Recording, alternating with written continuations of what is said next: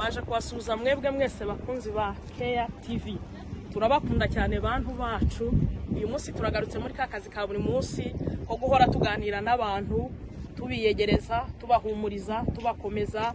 Waba urwaye cyangwa ufite ikindi kibazo turakwihanganisha, ariko niba uri muzima. Uyu munsi twagarutse kuganira namwe muri ya gahunda. Hari umuntu dushaka kugwa gitumo, ndagira ngo tumwegere tumusabe niba yatuganiriza, aduha kanya.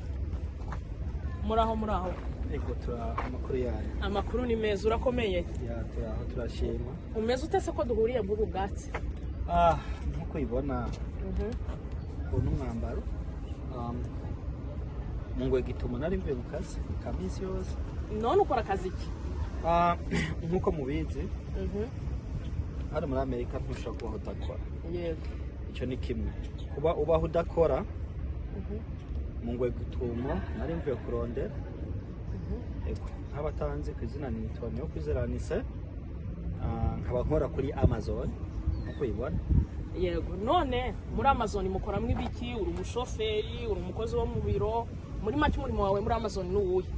Okay, muri Amazon akazi dukora ikintu cyo namanza nkakubwira, hano muri Amerika abantu benshi barahitiranya. Abantu benshi bahitiranya gute? Bana muri Afrika iwacu abantu tuvayo dufite amashuri, tuvayo twarize, kandi iki ni ikintu nagoma nkebure n'abantu b'abanyafrika bene wacu bari muri Afrika bama bibaza ko umuntu iyo ari muri Amerika akora mu biro. Ikintu no bakebura ko ni ikihe? Abantu benshi baririrwa barabatelefona, cyo akazi nkora naka ugasanga wenda siko nakaza akora. Cyo akazi nkora muri Amazon sinakubesha kuko kubesha siyo mibare yani. Akazi nkora gutarika ibipukuro. Abantu burya baragura ibintu ku mirongo.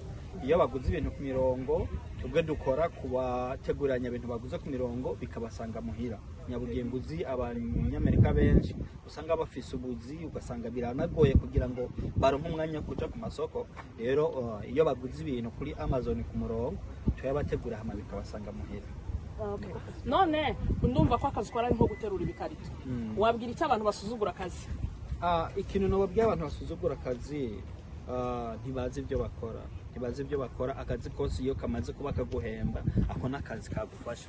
Kuko sindakubesha, urabize hano amahera mpembwa nko ku isaha, uravye nk'amafaranga umuntu asanga yaronse ku ndwi canka aronse ku kwezi, usanga ari amahera menshi asumba amahera umuntu yokoze kuri bijya bintu yegiye. None urabwira icyo abantu basuzugura akazi? Urabona nka muri Afrika umuntu aravuga ati ngewe narize ndafite amashuri yanjye, kubera iki najya gukora akazi nkako ko guterura ibikarito? Wowe uragira nama cy'abantu nkabo?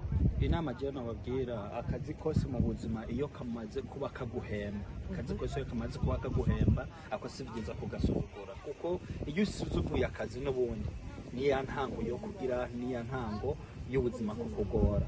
Akazi kose usanga ari akazi karyoshe. Akarorero hano muri Amerika abantu dukora ubuzi butandukanye, abantu dukora ubuzi usanga burusha.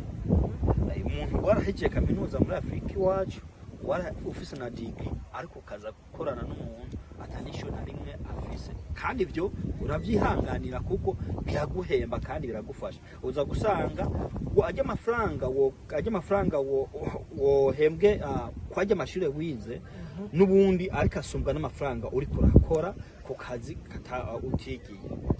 None ni sete mwako kazi ukora muri Amazon, hari icyo ubona kamaze kukugezaho? Muri make bavuga ko akazi ka Amazon kakumariye? Ego ku ruhande rw'iwanje, kuba ndi umuntu ntasuzugura akazi, karafise icyo kamari kuko karantunze ukamena mbere, karatunze umuryango wanje. Cya kabiri n'akazi novuga nti uko byaba biri kose ndagashima, kuko nko kubona uyu n'umuduga wanje, iyo ntaba mfise ako kazi nta muduga mba mfise. Karatsinda sinakubesha, ibintu nigiye iyo mbandanya nkora mu bintu nigiye kugira ngo nzoro nk'umuduga muri ya mishinga muri Afrika, uzosanga cyari kuba ikintu kigora cyane, kuko ndavye nk'umushahara nahembwa wari umushahara ndetse umvuga untunga gusa mu byo gufungura. Ariko ubu urabona mfise umuduga kandi si mubi, muhira ndafungura. Yego. Nta munsi nijya mbura igitoro cy'imodokari, no kuvuga n'imishinga yindi ndanayikora ndetse muri Afrika iwacu yo najemva.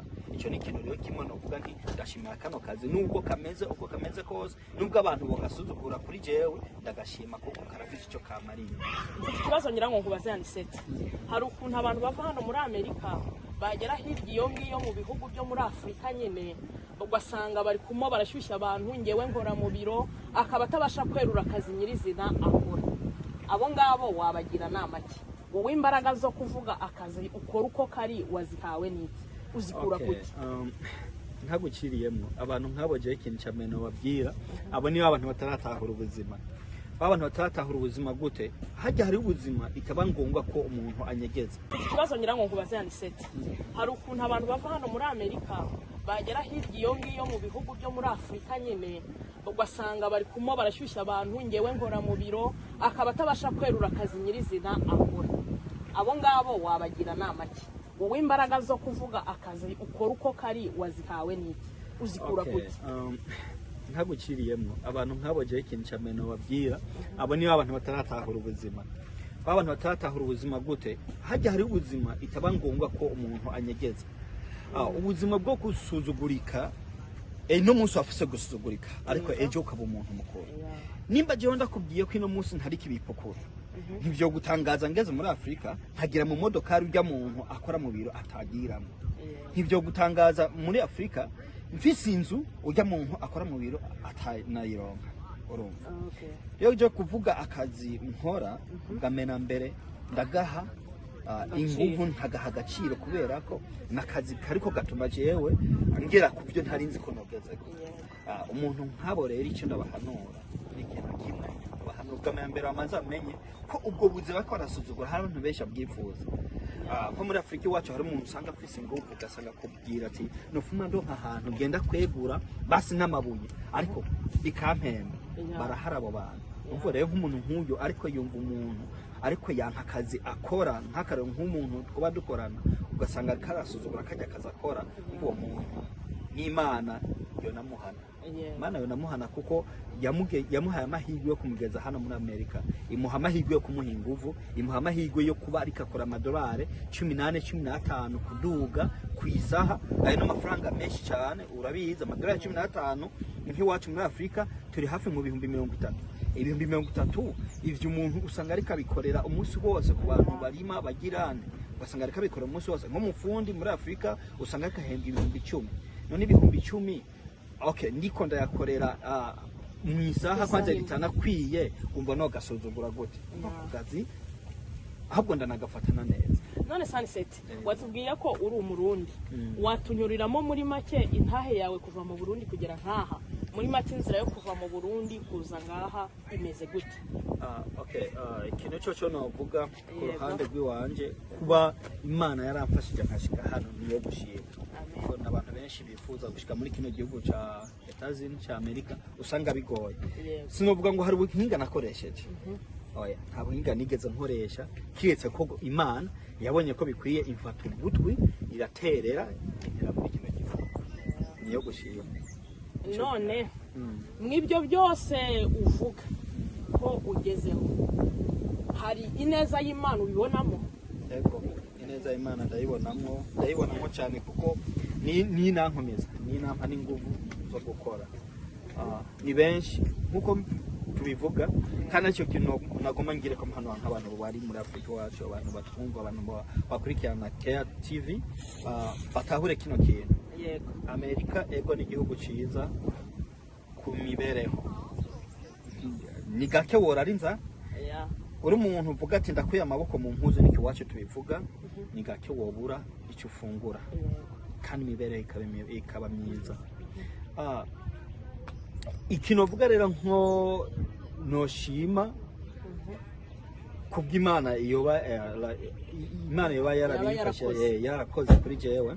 Imana yakoze ikintu gikomeye cyane kuko n'ukuri sindakubesha muri Afrika iwacu ego ubuzima nari mbayemo ntibwari bumwe ariko sinari bwagere mu rwego rwo kubana imodokari. Ubwo ibyo byose rero kuba nabigeze ko ibyo n'ibintu Imana uvuga ati yafashije cyane kandi ndayishimira mu bintu yankoreye. Urumva rero Imana kumfata ukuboko ikampa n'amagara ikampa n'ubuzima, ibyo n'ibintu rero nshimira Imana uko biri. None cyo ngira ngo nkubaze twahise dufatiraho kuko twari tukuguye mu gitumo ntiwatwibwiye neza. Ese uri umusore, uri umugabo? Okay, jewe ndubatse nta mwana ndaronka. Uzamuronka mu izina rya Yesu. Amen. None se mu iki gihugu urimo n'undi muryango, ni wowe na madame gusa, hari abandi bavandimwe bawe bari mu iki gihugu? Okay, kino gihugu nakirimo n'umuryango wanje wose, papa na mama nabo tuvukana bose turi kumwe hano, n'umudamu wanje ari hano muri Amerika. Imana ishimwe. Intego yacu rero nka Keya TV, urumva mw'iryo jambo ngo Keya, abantu mw'iki gihe barahungabanijwe n'ibibazo bya buri munsi, n'uburwayi, n'ubupfubyi, n'amakuba atandukanye tutarondora ngo tumare. None urabwira iki abantu nkawe bari mu buzima bugoye, yaba arwaye, yaba ari imfubyi, cyangwa se umupfakazi, cyangwa se umukene ufite ibibazo bitandukanye? Uratubwira uti haraho akazi kakugejeje, ariko hari undi wari ufite uwo mutima wo gukora, afite n'ubushake, ariko ntabishoboye kubw'ibibazo arimo. Uramubwira nama cy'uwo nguwo? Ego, usubiye inyuma gato hari ijambo navuze nti ku bantu bama basuzugura akazi. Yego. Hari ijambo nakubwiye nti abantu nk'abo Imana yafise kuba yo nabahana mu bintu batazi. Yego. Usanga aza kubesha ko akora mu biro kandi atakora mu biro hano muri Amerika. Abantu mw'iki gihe barahungabanijwe n'ibibazo bya buri munsi, n'uburwayi, n'ubupfubyi, n'amakuba atandukanye tutarondora ngo tumare. None urabwira iki abantu nkawe bari mu buzima bugoye, yaba arwaye, yaba ari imfubyi, cyangwa se umupfakazi, cyangwa se umukene ufite ibibazo bitandukanye? Uratubwira uti haraho akazi kakugejeje, ariko hari undi wari ufite uwo mutima wo gukora, afite n'ubushake, ariko ntabishoboye kubw'ibibazo arimo. Uramubwira nama cy'uwo nguwo? Ego, usubiye inyuma gato hari ijambo navuze nti ku bantu bama basuzugura akazi. Yego. Hari ijambo nakubwiye nti abantu nk'abo Imana yafise kuba yo nabahana mu bintu batazi. Yego. Usanga aza kubesha ko akora mu biro kandi atakora mu biro hano muri Amerika. Yego. Icyo uvuze ikintu nobwira abantu nk'abo bamena mbere no kwiyegereza Imana. Biyegereje Imana, Imana nta kinanira. Imana nta kinanira. Twese nkuko wumva turi hano, wumva ibyo tumaze kugeraho byose, kubana imiduga n'ibindi, Yego. byose twabigejejeho n'Imana. Kandi natwe dusubiye inyuma, ubuzima twabayeho muri Afurika tutabeshanye, abantu benshi barabuzi, si ubuzima navuga bwari bwiza cyane burengeye ubuzima twoba turimo ngaho. Uburyo rero Imana hari icyo yakoze yonakora nabo bandi. Ndabasaba kutihebura, kuja imbere y'Imana bakayisaba, nta kimana yavuze itashitsa ku mwana w'umuntu. Kandi nabo ntibo kwihebura kuko Imana ifise imigambi kuri bo. Ni benshi tuzi bahora ari ba mayibobo aya masaha bafise imodokari zabo, bahora ari mayibobo aya masaha bari mu buzima bwiza. Byose babigesheje n'Imana kuko unamubajije ati wowe nubuhe buhinga wakoze bwo kugira ngo ushike muri bino bintu, akubwira ati nukuri nacu bwanje sinitahura. Nsubiye inyuma ndibuka hariho abantu ko narigeze kuba mu nkambi y'Imutabira muri Tanzania. Yego. Ndibuka hariho nk'abantu washaka kuraba nk'ubuzima babayemo, ukibaza ati mbega Mana nk'uyu icyatumye abaho ni iki? Ariko ugiye kuraba mu bantu baciye muri izo nzira zo kuza hano muri Amerika biciye mu nzira za UNHCR, wasanga mbere abantu nk'abari bari kwaje imbere kuza muri kino gihugu gusumba abantu bifise. Numva rero nkaho ni Imana igenda irikorera gusa. Abantu rero nkaho bakomerekejwe n'ubuzima, bagakomeretswa n'ibintu kanaka, ibibazo bigena bitandukanye, icyo nabasaba ni kwiyegereza Imana, kandi Imana ndazi izobafasha, kandi ndazi izobatabara, izogira ikibafashije. Mbere yuko dusatira ku musozo w'iki kiganiro, hari ikibazo kimwe ngira ngo nkubaze. Iyo urebye ibyo byose waciyemo naho ugeze, ubona ubuzima bwarakwigishije iki? Mbese ni nk'isomo ry'ubuzima? Ego, murakoze cyane Keya TV kuba mumbaje kino kibazo. Ubuzima novuga icyo byanyigishije ahanini, ubwa mbere nakivuza byanyigishije gukura amaboko mu mpuzu. Niko perezida wacu yavuze. Perezida w'u Burundi yari kuvuze icyo jambo ati gukura amaboko mu mpuzu, dukora dusenga dukora. Kabisigiwe n'uwahoze ari perezida wacu. Bisigura iki? Nubwo nari humurije abo bantu, nahanuye abo bantu kwegera Imana, nimba afise akantu kanaka yo bari karakora, ahubwo icyo yokora nasenge akora yeah. kuko biri mu bintu bifasha. Jewe nimba ngeze ku byo ngezeko, nimba ngeze aho ntwaza imodokari yiwanje jewe, nimba ngeze aho noba ndi mu nzu yiwanje, nimba ngeze aho noba mfise imishinga kanaka noba ndiko ndakora, nasenga Imana nongera nkora. Yeah. Senga Imana nongera nkora. Rero nobwira abantu basenge bakora. Yeah. Basenge bakora. Gukura amaboko mu mpuzu birafasha. Yego yego. None ikibazo kibanziriza icyanyuma. Ndagira ngo nkubaze. Ugeneranyije ubuzima bwo mu Burundi aho wahoze n'ubwo urimo hano muri Amerika. Wabihuriza he, wabitandukanyiriza he? Ubuzima bwo muri Afrika kandi urakoze cyane. Iki nico nikibazo abantu benshi bama bibaza. Ugasanga umuntu ariko ari bafasha kandi izo batabara izo kugira ikibafashije. Mbere yuko dusatira ku musozo w'iki kiganiro, hari ikibazo kimwe ngira ngo nkubaze. Iyo urebye ibyo byose waciyemo naho ugeze, ubona ubuzima bwarakwigishije iki? Mbese ni nk'isomo ry'ubuzima. Ego murakoze cyane Kaya TV kuba mu mbaje kino kibazo. Ubuzima novuga icyo byanyigishije ahanene ubwa mbere nakivuze byanyigishije gukura amaboko mu mpuzu, niko perezida wacu yama yavuze. Perezida w'u Burundi yama yarivuze icyo jambo ati gukura amaboko mu mpuzu, dukora dusenga dukora. Babisigiwe n'uwahoze ari perezida wacu. Bisigura iki? Nubwo nari nahana humurije abo bantu, nahanuye abo bantu kwegera Imana, nimba afise akantu kanaka yoba ari karakora, ahubwo icyo yokora nasenge akora. Yeah. Kuko biri mu bintu bifasha. Jewe nimba ngeze ku byo ngezeko, nimba ngeze aho ntwaza imodokari yiwanje jewe, nimba ngeze aho noba ndi mu nzu yiwanje, nimba ngeze aho noba mfise imishinga kanaka noba ndiko ndakora, nasenga Imana nongera nkora. Yeah. Senga Imana nongera nkora.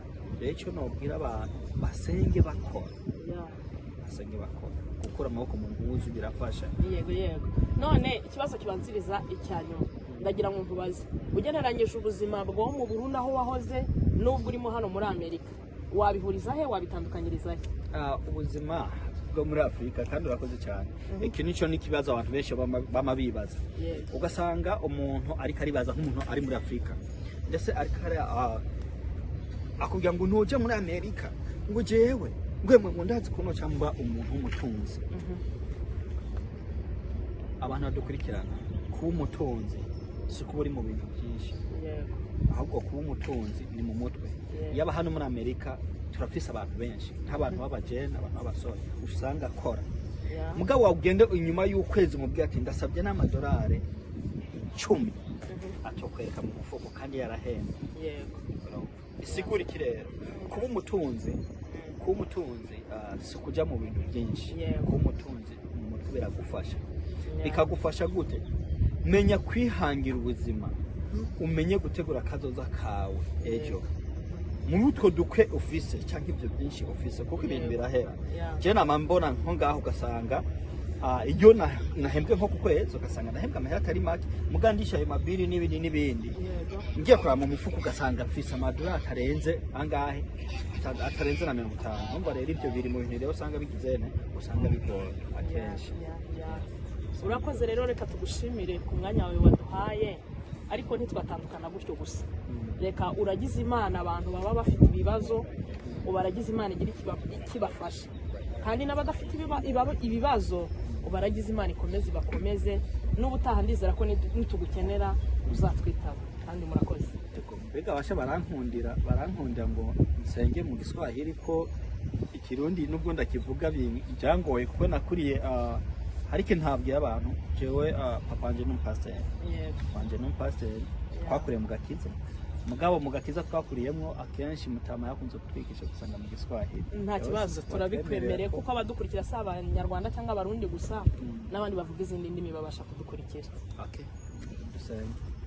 Asante Mungu, asante kwa kuwa ni mwema, asante kwa kuwa unatosha. Tumepiga magoti mbele zako Bwana, sisi wana wako hatuwezi kuwezeshwa nawe Bwana. Acha tushukuru kwa sababu wewe uliamuru mfanyakazi wako wa Care TV aje kutuona tulipotoka kazini. Bwana, yote ni matendo yako. Bwana, acha tukuonyeshe watu wote ambao wako na shida, watu wote ambao wako na matatizo, wale wagonjwa ambao wako hospitalini, wale ambao wameshindwa kutoka mahali walipo. Bwana, hawana mtu mwingine wa kumtegemea isipokuwa ni wewe. Wewe ndio mtu wa kuwafariji. Acha Bwana wote tuwakabidhi mikononi mwako, hata maisha yetu tuyakabidhi mikononi mwako. Asante kwa yote utatenda, ni katika jina lako. Amen.